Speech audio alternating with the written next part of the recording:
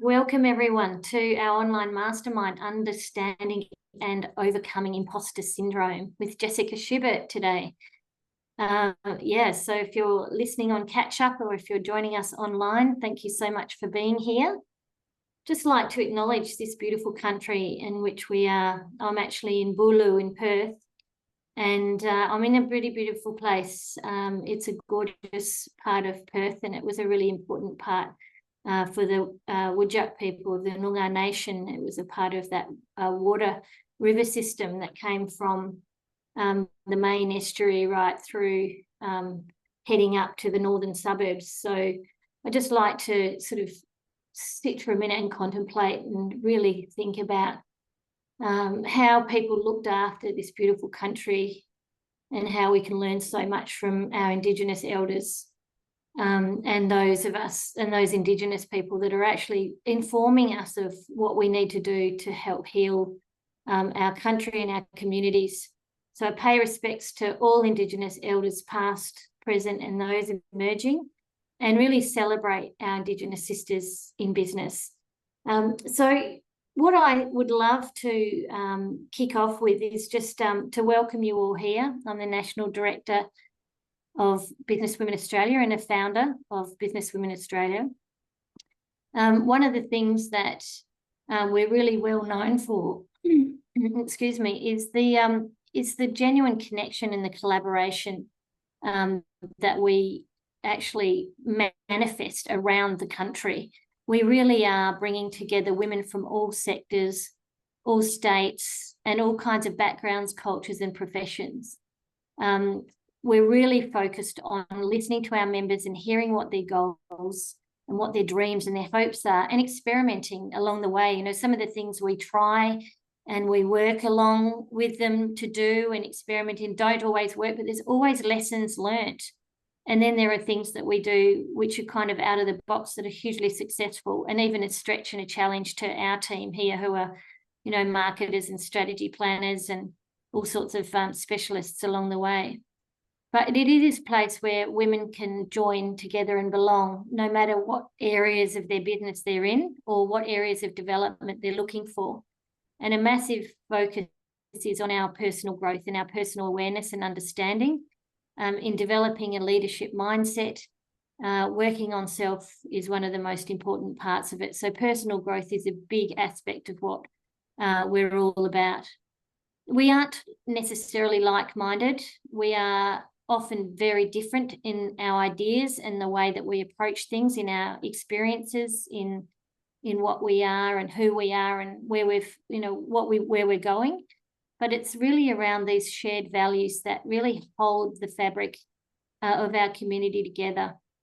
And I really love the fact that this conscious care and this positivity and courage that's coming through from leaning into our authentic selves and our courage is really quite extraordinary. I can just see that momentum growing over the years, and it really is a wonderful place to be a part of.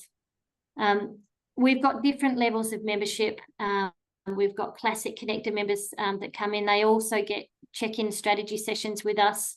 We've got our premium leader members. We've also got and recently launched the boardroom, and that's a 12-month program. And our chair, Leslie Kay, is driving that. That was launched this week, and we had an incredible response to that, and really looking forward to seeing that concept grow online as well as in person. We will be choosing future co-chairs after that 12-month program has had its first chance of going ahead. If you are interested in membership or you're interested in partnering or sponsoring, please email me and we'll set up an online meeting and have a chat about what, you know, where you'd sit within the community. But there's so much to really enjoy. Sharon, did you want to have a quick question on that? Yeah, so the previous slide, you said become a partner or a sponsor. Does that mean that if you invest 10,000, you get membership as well? Well, it depends on what the sponsorship. Our partnerships and sponsorships start at that 10,000 level.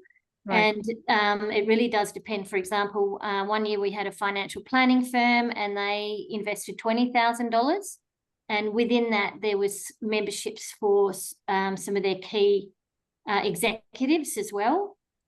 So we had, they had offices in every state. So as a part of that 20 grand, they had a head female executive have a premium leadership membership in each of those states, and they were able to host events in their offices that were BWA events, and ones that they could bring their team females along to, so that they could mix internal and outside. So that was a great kind of partnership. Other partnerships we've had have been smaller or localized.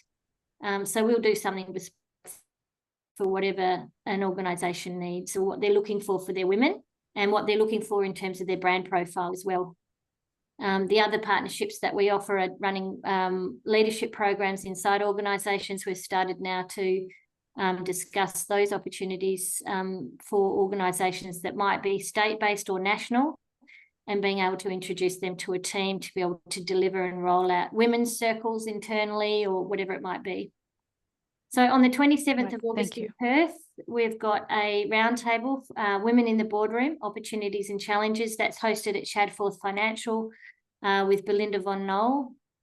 On the 10th of September, our online mastermind back online for investment strategies, a Q&A with certified financial planner, Katie McDonald.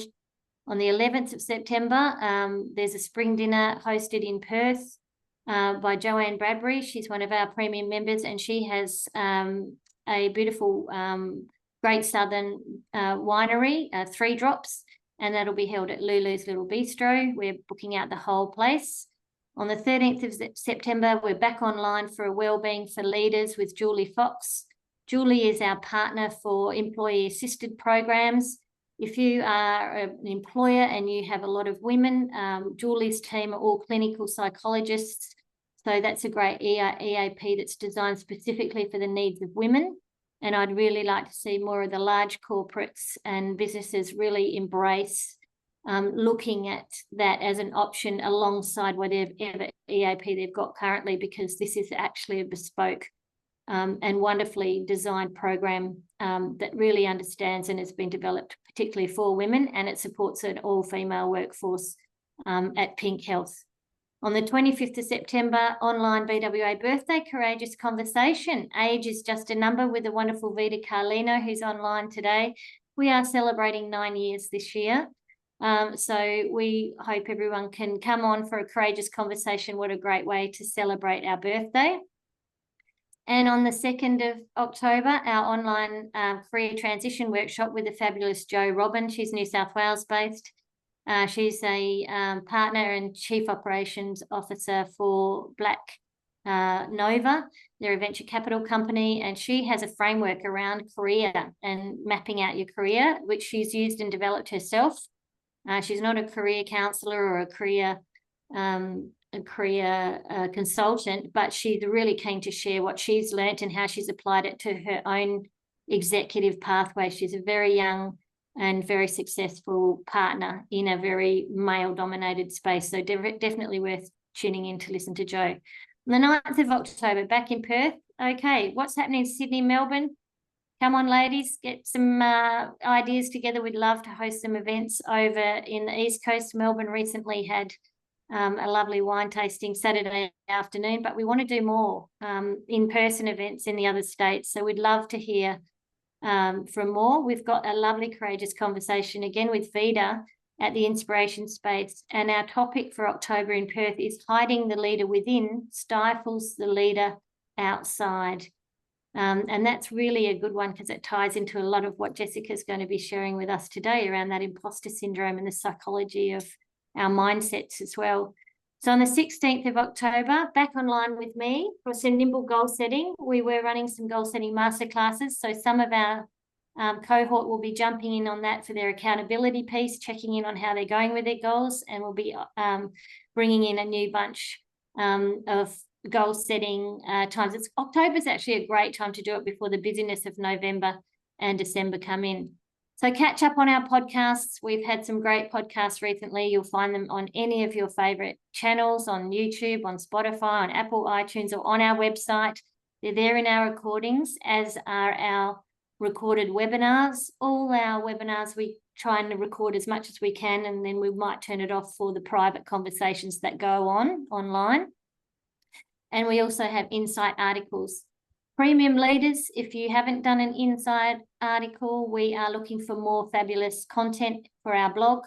And it's a great way to be profiled across all our channels as well, because we share them across, you know, Meta, Twitter, or X, whatever it's called now, LinkedIn, on our website, in our e-news. It's great profile building for you as leaders.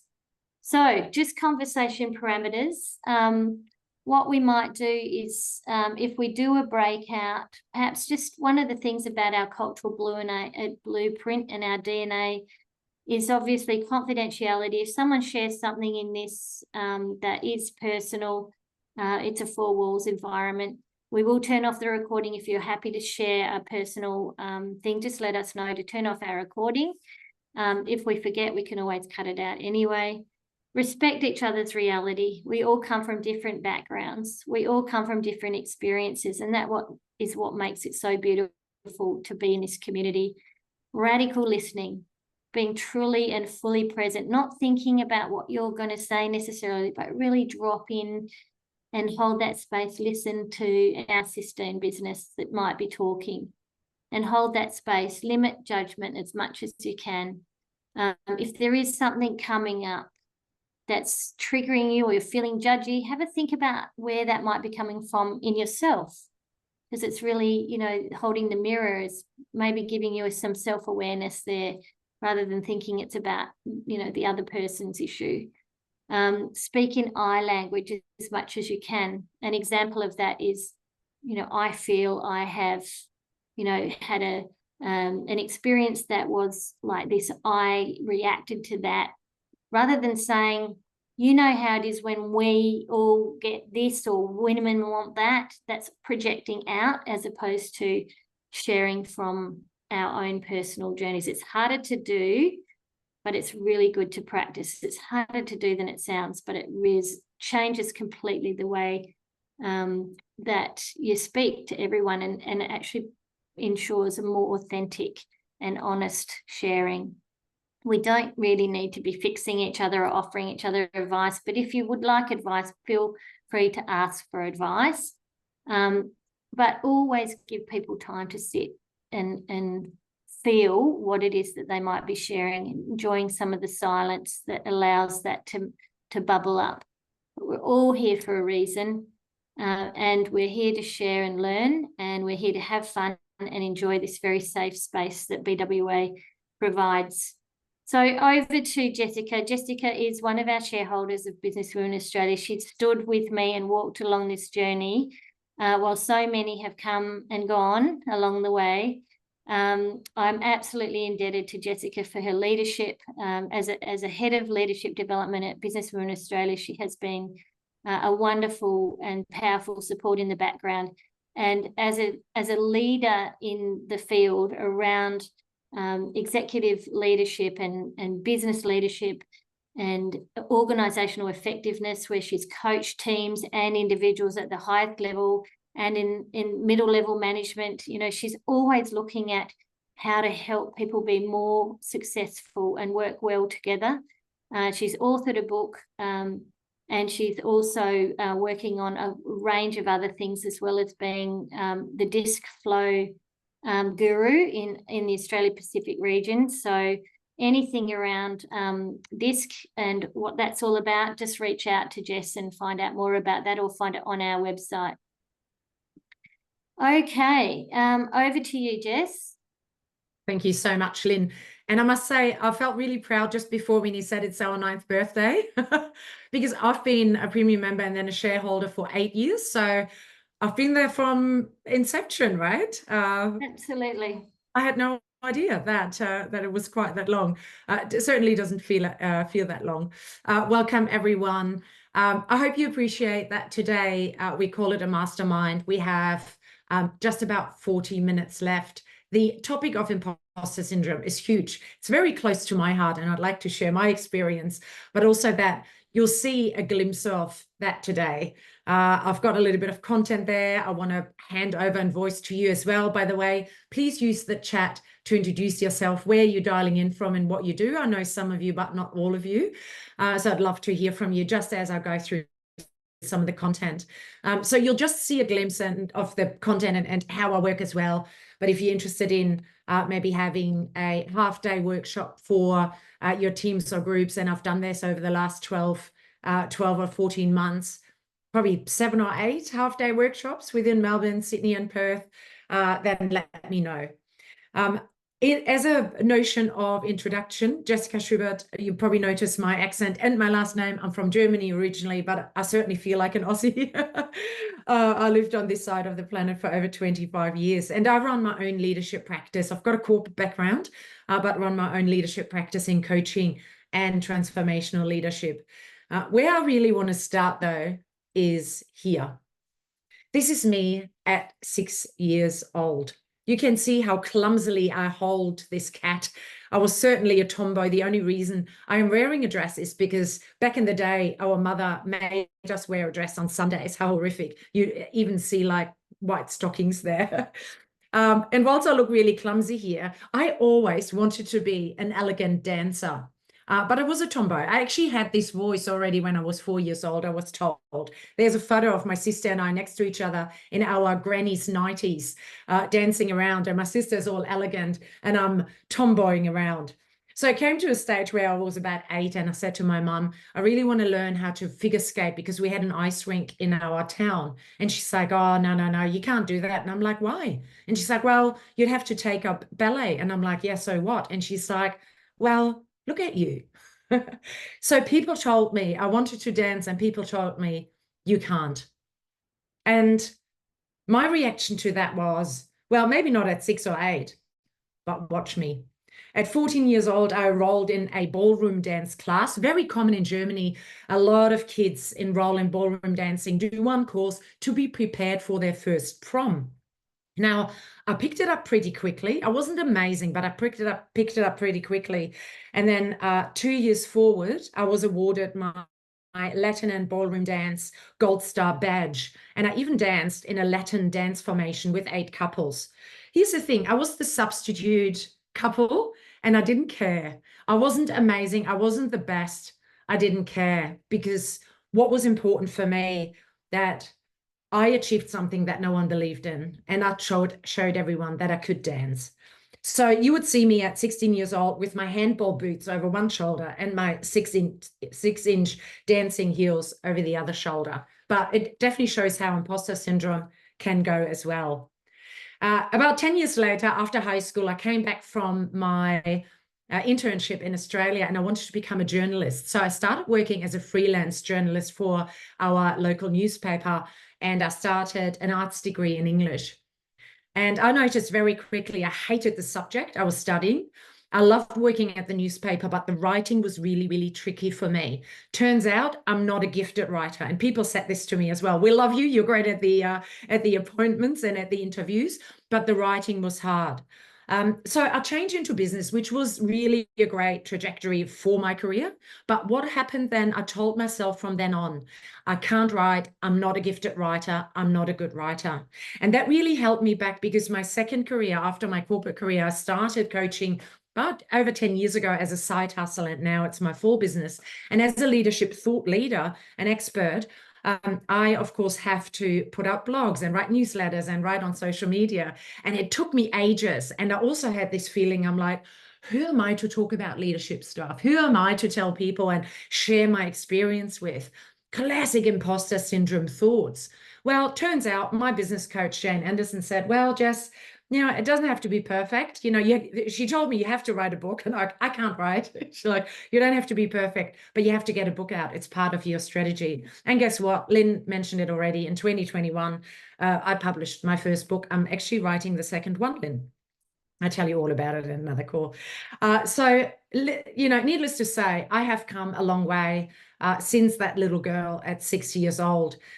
From, holding a cat in a clumsy way to traveling the world and working with leader and having the privilege to work with leader, but also really putting my thoughts out there and sharing the thoughts. And actually turns out I'm an okay writer, good enough to really write, run my business. So why I'm telling you this is that imposter syndrome can fuel what's happening, but it can also really hold you back. And my mission for you today is for you to inspire you that, that you can realize that you have a choice, but there's also a way and a little bit of support. So before and I really want to hear from you how that shows up for you, but I've got a little bit of content here for you. And this is really around what is imposter syndrome. And there's a couple of definitions, and one is here on the slide. And that's imposter syndrome can be defined as a collection of feelings of inadequacy that persist despite success. This is from Jill Corkingdale in a great HBR article from 2008. And the other one I found that is described as self-doubt of intellect, skills, or accomplishments. There are different ways of looking at and experience what we call imposter syndrome or imposter thoughts. What I'd love to hear from everyone here is, and feel free to completely ignore this, but I'd love to get a bit of a temperature in the room. When you think of imposter syndrome or imposter thoughts, how often do you experience this? Yeah, is it for you? Never. Yeah, I'm always fully confident. Rarely. I have a healthy level of self-doubt. Sometimes I can relate to this from time to time. Does it happen to you often? Yeah, more often than not? Or is it always, I'm consistently second guessing? Just pop in the chat. Is it never, really, sometimes, often? So Jana is often, yeah. And this is non-judgmental, right? This is about, how you feel. So you've got a base to work from. Yeah, so often, yeah. Currently, often, normally, sometimes, and Eve, it changes as well, right? It's not always the same. We go through different, cycles. Well, at least I do, going back to the language we want to use. But for me, it changes from sometimes to often. So what I can see is certainly no one has says never. It's anywhere from sometimes, sometimes to often, and not always as well. Great. Okay. So I've done some research on imposter syndrome, and I'd love to share two things with you. First of all, some facts, some impacts, but also how we look at and how we can look at imposter syndrome in terms of characteristics. And the research comes out of two really, really lovely ladies, and amazing ladies. Sorry, I'm just going to pop you over here. I just always try to have the opportunity to look at you. So the first research has come out of the 1970s paper from Psychologists Dr. Pauline, Clance and Suzanne Imes. And it's a really interesting read. And what they said is that the observation was first actually amongst women and marginalized groups, and it was pronounced in high achievers. And I was astonished by that research, but also that there's actually no formal medical definition, but it's described as a behavioral phenomenon. And when it's a behavioral phenomenon, what that means to me is that we can do something about it because we can change behavior. There is some form of control over it. And that for me really offers an opportunity straight away. So it's described as high achievers unable to internalize their accomplishments. Yeah, so there's different ways of looking at it.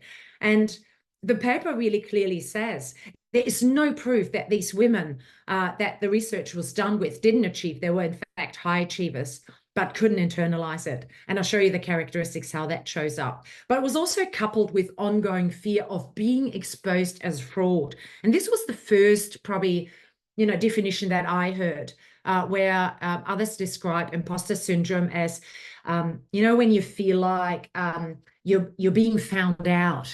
And I'm like, yeah, I have this in my dreams where I think like I'm being exposed, that I'm a complete fraud. And when you think about my story of, where I said to myself when I was publishing blogs and, leadership thoughts, who am I to, tell anyone anything about leadership? Whereas I had a lot of experience to share. And of course, it came from a point of caring as well.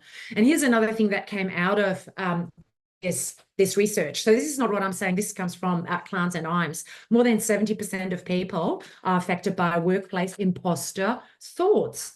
And even people like Michelle Obama is not free from this. And she says in a quote, "I still have a little imposter syndrome. It doesn't go away, that feeling that you shouldn't take me that seriously." What do I know? I share this with you because we all have doubts in our abilities, about our power and what that power is. And Mel, thank you for introducing yourself and everyone with their lovely comments here as well. In terms of feelings of imposter syndrome, I definitely feel it regularly, but conscious of the feelings, trying to work on it. Yeah. And you know, I have exactly the same, Mel. It goes up and down, and sometimes, you know, it's worse than at other times. What I find really interesting, and as I'm reading through these, sorry, before we go in there, think about what impact does this have? And again, this comes out of a different piece of research they've done on how imposter thoughts can actually impact not just individuals, but teams, businesses, and probably the world, because what they've discovered is high levels of employee turnover, high levels of procrastination, and you'll see this come out through the characteristics I'm talking about in a minute, but also avoiding applying for internal promotions. And a lot of the groups I've worked with, it's a lot of women in leadership programs I work with, I hear this sentiment of, I don't want to put myself up for promotion because I don't think I tick all the boxes, productivity loss, and also longer working hours. So I have to think about, you know, what does that mean for you, for your team, or maybe for your business if you're in charge of, you know, profitability, productivity, or even turnover. So these next 6 characteristics are interesting, and have a think about, and you might not align with any of them. It might be completely different to you because it's so individual, but I certainly found myself in a couple of them. And again, this comes out of the research of Clance and Imes. So the first one is, it could be showing up as the imposter cycle. So this is facing an assignment or a task. And there is something about maybe even over preparation. So some people work harder to achieve the same goal. Yeah, and that's because of this objectively false perception of being an imposter. And that often ends up then in longer working hours, reworking something that clearly doesn't need reworking. But it can also show up as a form of procrastination, where people feel they're an imposter due to, you know, sort of hurried or last minute preparation. And the reason that is it is a cycle that upon completion of that task, there's a brief sense of success, but it doesn't last.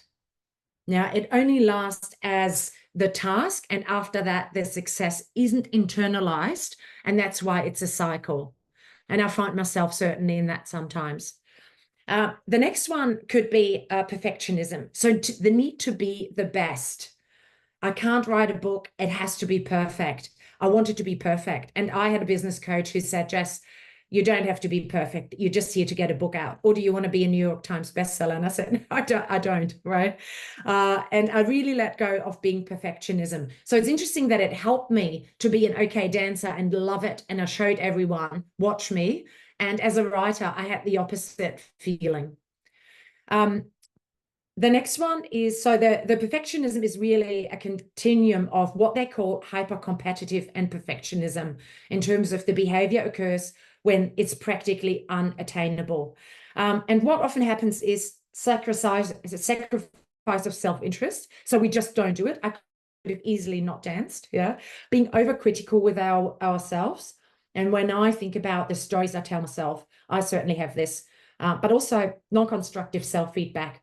Often the feedback doesn't come from other people. It's our self-talk that makes us perfectionists, not other people.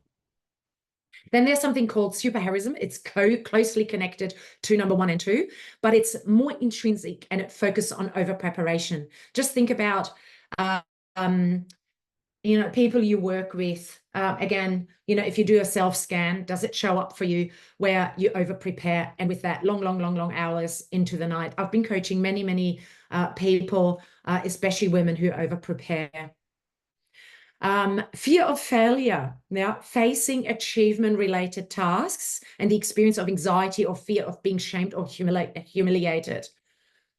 Denial of competence and capability, that's closely tied to perfectionism. So this is about discounting your own intelligence, and that came out of the research from Clance and Imes as well, is that there is this propensity of not internalizing your own capability, and that fear of success, difficulty to internalize that success. So 6 different characteristics of imposter syndrome, and this was quite new wording to me. Not new in terms of feeling. I told you my 2 stories, right? If you like to take a screenshot, if this is helpful, please feel free to, take a photo, because I want to give you the opportunity. LJ, if you could prepare breakout rooms in pairs, just so, we have enough airtime for everyone. And what I'd like you to do is, and I'll go to the slide with the instructions. Thanks, Kristen. Oh, Eve, does this stem from criticism we receive when we're young? If I believe there is probably some childhood trauma could be in there. There is, outside impact is always there, but I'm not a psychologist. I just know that my experience that I had outside feedback, you can't, and I had an inside strength and resilience to say, yeah, watch me. And then on the other side, I didn't have outside feedback telling me I'm not a good writer, and yet I was putting myself for, in a position of failure. So it could be a bit of both. So what I'd like you to do is we'll pop you into pairs. And it's really just about sharing. Yeah, what did you just learn from the characteristics, but also think about feelings. How does imposter syndrome show up for you? What are the emotions? What are the triggers? Yeah. Or did anything in terms of the characteristics speaks from you? And what's that impact? We'll do 5 minutes. So just in pairs. And when we come back, we'll hear from a couple of people. And then, of course, I've got some strategies there for you as well. LJ, can you pop everyone into pairs, into breakout rooms, please? So just how does that show up for you? Just so you have the opportunity to talk about it with someone else. Thank you.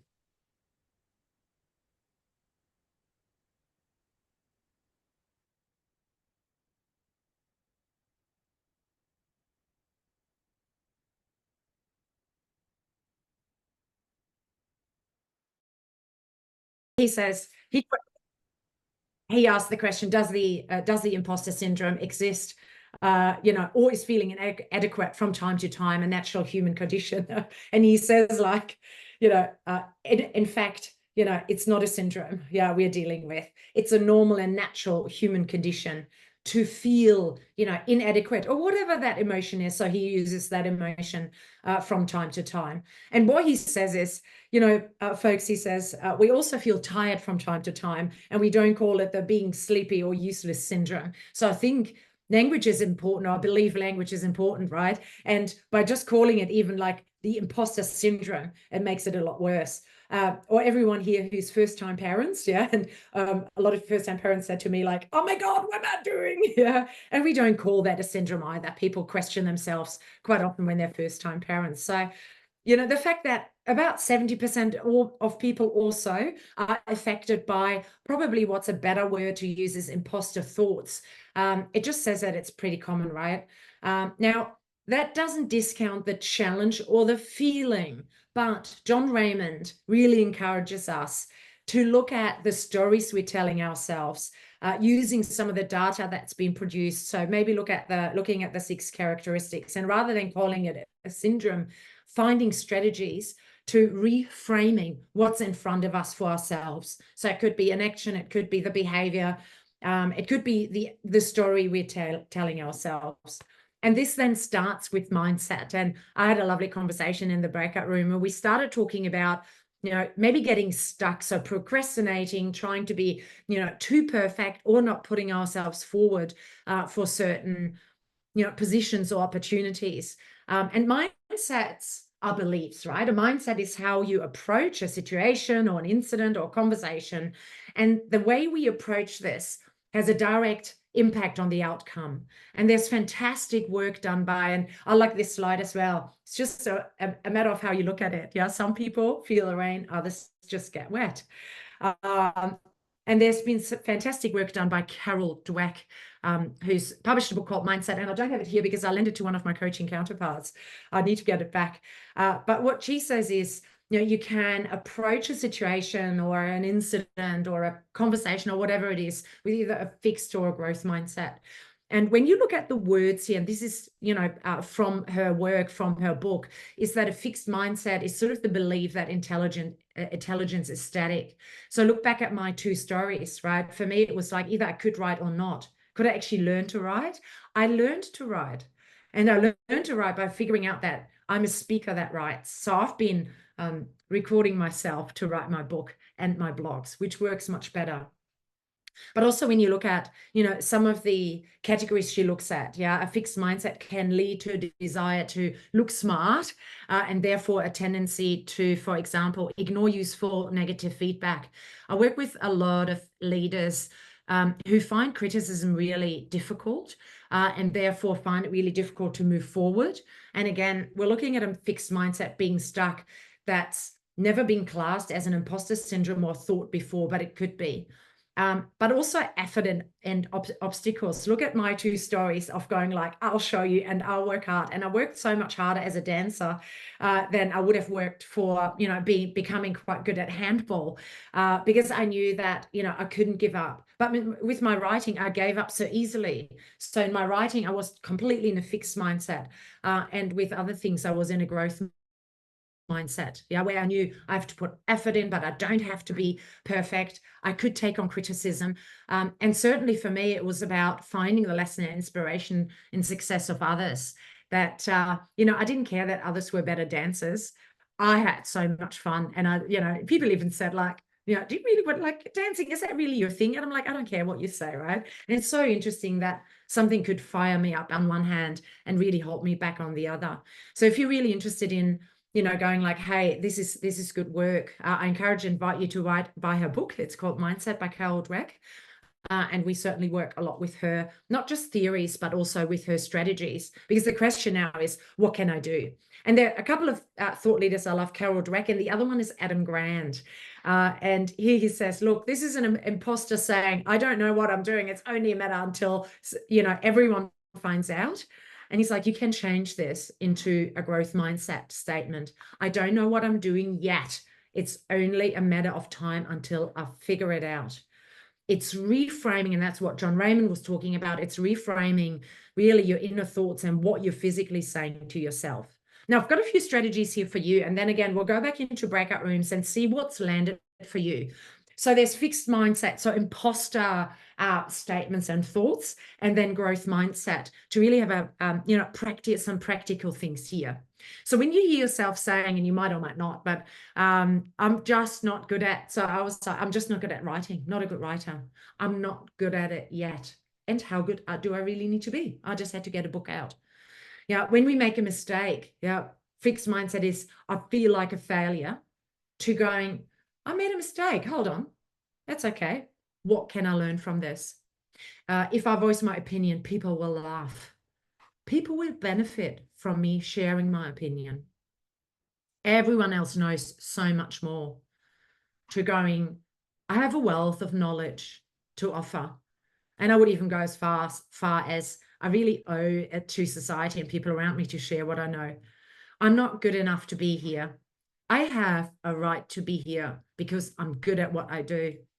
I don't have anything to contribute here. I add value to this team and to the organization. And I don't tick all of these boxes, but so what's the point of applying for this role? I can excel at this role and have the potential. I will learn some of the skills on the job. So real change of mindset.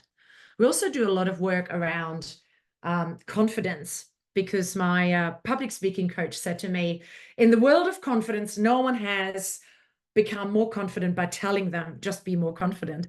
And she said, just if you go into a room and you're saying to yourself, I don't have anything to say, I'm not good enough, everyone in there is, so much better at me, just recall of what you add, how you add value to your team, to your profession, to the industry, to the department, and even to the world. It's like having affirmations. And it's certainly helped me, especially when I got nervous and I felt that imposter, I felt that lack of confidence, and I've helped a lot of coaching counterparts with this as well. There's a lot more to go through, of course, but I won't, because again, I want to take just a few minutes. We do 5 minutes and then we come back. So you can, or Lynn, what do you suggest? Should we go into breakout rooms, or should we just share here in the room? What's one thing that's helped you that you'd like to apply? What do you suggest, Lynn? Yeah, I think let's just share here in light of the fact that we've got 10 minutes. Yeah. So would you like me to pause the recording so everyone can share a bit more openly? Yes, that'd be great. Thank you, Leanne.